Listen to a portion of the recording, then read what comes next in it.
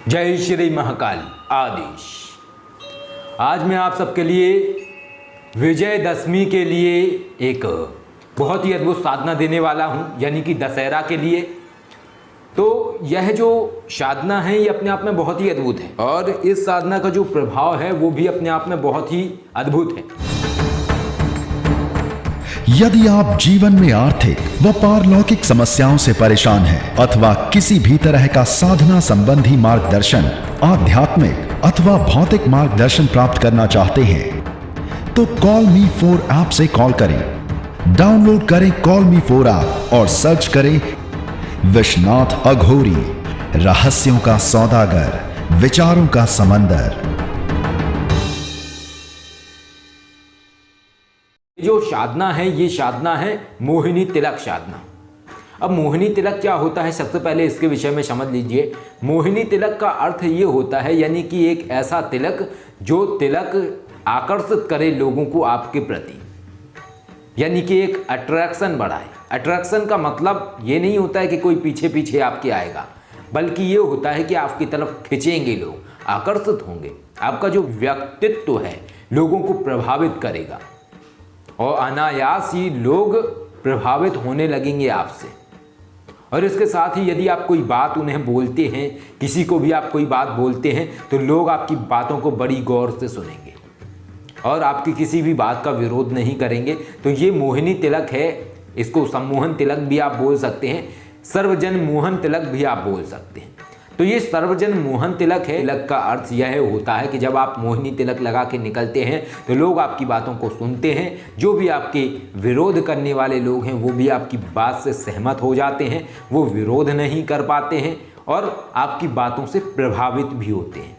तो इससे होता क्या है, इससे ये होता है कि आप जैसे कहीं जा रहे हैं, आप कहीं इंटरव्यू में जा रहे हैं, आप किसी विशेष कार्य के लिए जा रहे हैं, आप चाहते हैं सामने वाला आपकी बात की सुनवाई करे, आपकी बात को सुने, गौर करे उस चीज़ पे। तो इससे ये होता है कि आपके प्रति खिंचाव बढ़ता है और आपकी बातों को लोग गौर से सुनते हैं।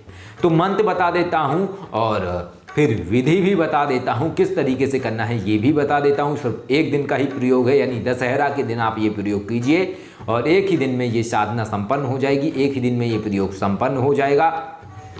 तो आज का जो विधान है जो छोटा है और आसानी से आप लोग कर सकते हैं। तो इसमें क्या है, मंत्र सुन लीजिए। मंत्र है करतल बाण धनुष अति शोभा, देखत रूप चराचर मोहा। दोबारा सुन लीजिए, करतल बाण धनुष अति शोभा, देखत रूप चराचर मोहा। यह जो है सीता माँ का प्रयोग है और यह आपको रामायण या रामचरितमानस में मिल जाएगा। और रामचरितमानस की ज़्यादातर जितनी भी चौपाइयाँ हैं वो स्वयं ही अपने आप में तांत्रोक्त मंत्र हैं, यानी कि वो चौपाइयों के गुप्त प्रयोग होते हैं। सभी चौपाइयों के गुप्त प्रयोग होते हैं। जिस तरीके से मंत्र कार्य करते हैं उसी तरीके से इन चौपाइयों की भी बहुत सारे प्रयोग हैं और उन्हीं चौपाइयों में से ये रामचरितमानस की इस चौपाई का मैं आप लोगों को प्रयोग दे रहा हूँ। इस प्रयोग को आप करेंगे तो अद्भुत आप लोगों को लाभ मिलेगा। तो ये मंत्र हो गया, करतल बाण धनुष अति शोभा, देखत रूप चराचर मोहा। आपको सीता माँ की प्रतिमा सामने स्थापित कर लेनी है या फिर राम दरबार की प्रतिमा स्थापित कर लेनी है, जिसमें श्री राम जी हों, माता जानकी हों, लक्ष्मण जी हों और हनुमान जी महाराज हों।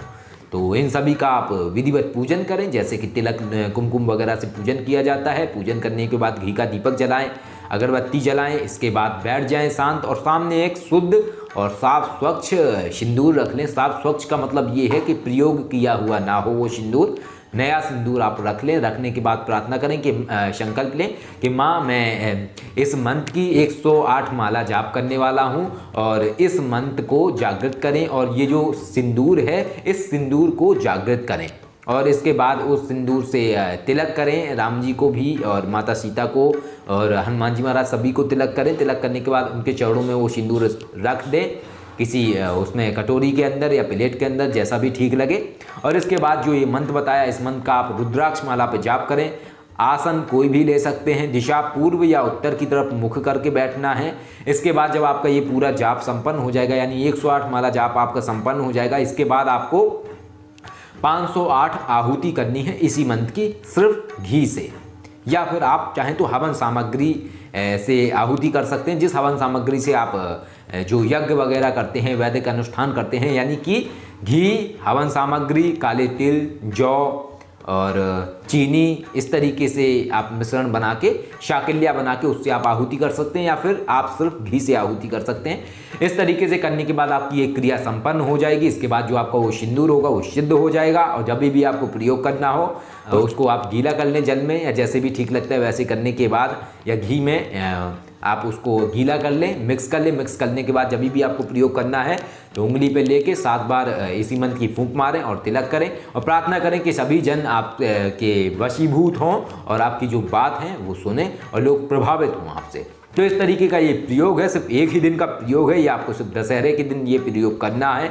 और चाहें तो आप इस जाप को 2 भागों में विभाजित कर सकते हैं, यानी कि आधा जाप आप सुबह कर लें, आधा जाप आप शाम को कर लें, यानी 2 टाइम पे इस जाप को आप कर सकते हैं। यानी पूरे दिन में आपको सिर्फ 108 माला जाप करनी है, यानी कि जो ये जाप है ये सिर्फ एक ही दिन का है, आपको और दिन नहीं करना है, सिर्फ एक ही दिन में आपका ये जाप से जो सिंदूर है सिद्ध हो जाएगा।